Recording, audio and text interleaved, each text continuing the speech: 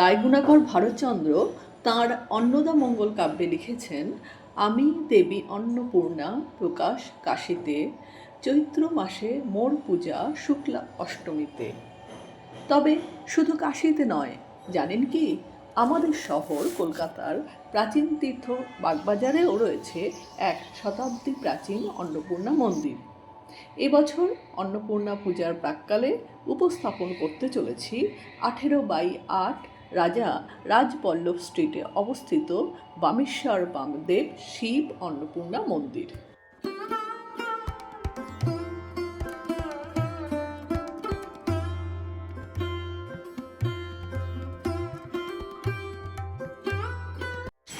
নমস্কার, ট্রাভেলার মিতার নতুন একটি পর্বে সবাইকে স্বাগত। আজ আমি এসে পৌঁছেছি বাগবাজারের বামেশ্বর শিব মন্দিরে। এখানে শুধু মহাদেবী নন, রয়েছেন অন্নপূর্ণা মাতা ঠাকুরানী। আপনারা অনেকেই জানেন, বাগবাজারের একটি প্রাচীন রাস্তার নাম দুর্গাচরণ মুখার্জি স্ট্রিট। দুর্গাচরণ মুখার্জি পাটনায় নিমকি মহলের দেওয়ানি করে বহু অর্থ উপার্জন করেন। তাঁরই দৌহিত্র হলেন জগৎচন্দ্র মুখোপাধ্যায়, যার নামে রাজবল্লভ পাড়ায় রয়েছে জগৎ মুখার্জি পার্ক। জগৎ মুখার্জিও প্রভূত ধনসম্পত্তির মালিক ছিলেন এবং তিনি 18 রাজা রাজবল্লভ স্ট্রিটে বসবাস করতেন। আজকের জগৎ মুখার্জি উদ্যান তাঁরই বাসভবনের অন্তর্ভুক্ত ছিল। জগৎ মুখার্জির উত্তরপুরুষ হলেন অমৃতলাল মুখোপাধ্যায়। তিনি ছিলেন একজন উচ্চস্তরের নাট্যশিল্পী।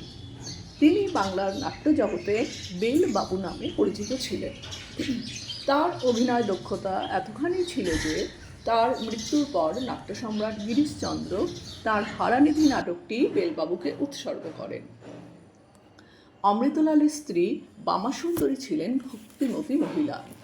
তিনি তার বাসভবনের নিকট এই বিশ্বনাথ ও অন্নপূর্ণা মন্দিরটি প্রতিষ্ঠা করেন।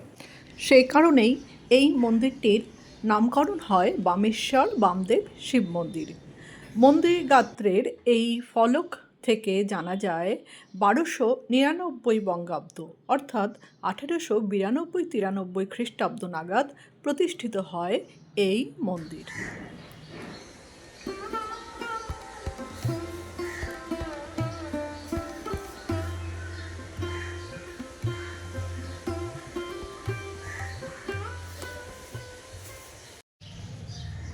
আপনারা এখন দেখতে পাচ্ছেন বামেশ্বর শিব মন্দিরের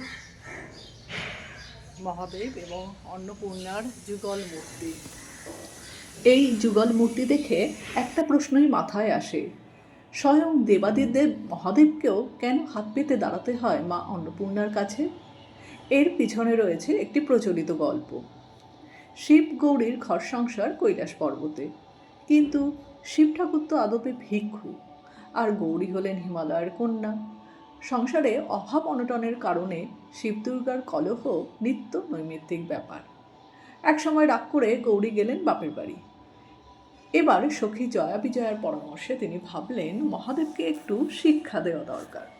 তিনি করলেন কি, জগতের সমস্ত অন্ন হরণ করে নিলেন। জগতে দেখা দিল দুর্ভিক্ষ, অন্নের হাহাকার। শিব ঠাকুরকে এমত অবস্থায় ভিক্ষা দেবে কে? সবশেষে তিনি এলেন অন্নপূর্ণার কাছে। অন্নপূর্ণা তাকে অন্ন দিলেন।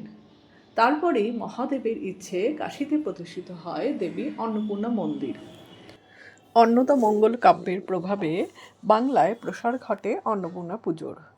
জনশ্রুতি, নদিয়া রাজবংশের প্রতিষ্ঠাতা ভবানন্দ মজুমদার বাংলায় অন্নপূর্ণা পুজো প্রচলন করেন। পরবর্তীকালে কলকাতা সহ বিভিন্ন জায়গায় শুরু হয় অন্নপূর্ণা পুজো। এই মন্দিরটির স্থাপত্যে দেখা যায় বাংলার ঐতিহ্যবাহী আটচালা মন্দির শৈলী।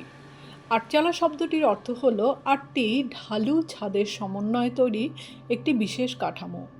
বাংলার গ্রামীণ কুঁড়েঘরের ছাদের আদল থেকেই এই স্থাপত্যশৈলীর উদ্ভব।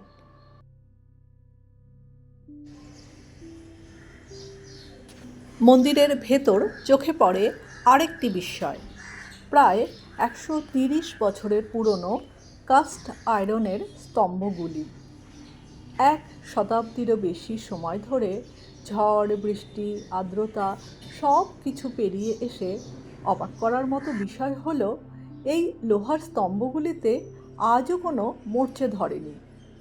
এই স্তম্ভগুলো শুধু মন্দিরের ছাদকে ধরে রাখেনি, ধরে রেখেছে এক প্রাচীন সময়ের স্মৃতি, ধরে রেখেছে কলকাতার হারিয়ে যাওয়া গল্প।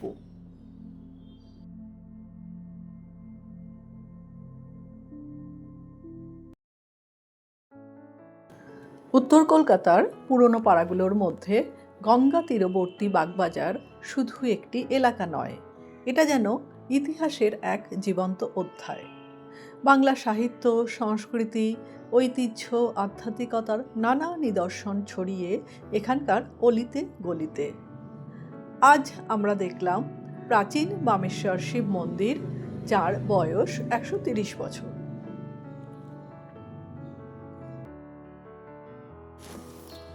আমাদের শহরে এমন অনেক অজানা ঐতিহ্য আছে যেগুলোকে জানা, দেখা এবং সংরক্ষণ করা আমাদেরই দায়িত্ব।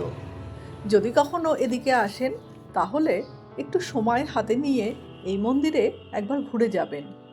হয়তো এখানকার শান্ত পরিবেশ আপনাকেও ছুঁয়ে যাবে গভীরভাবে।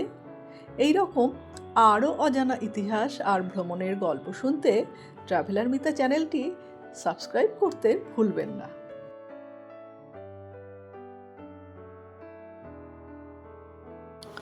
আজকের ভিডিও এ পর্যন্তই। আবার দেখা হবে নতুন কোনো পর্বে। সবাই সুস্থ থাকবেন, ভালো থাকবেন। ধন্যবাদ।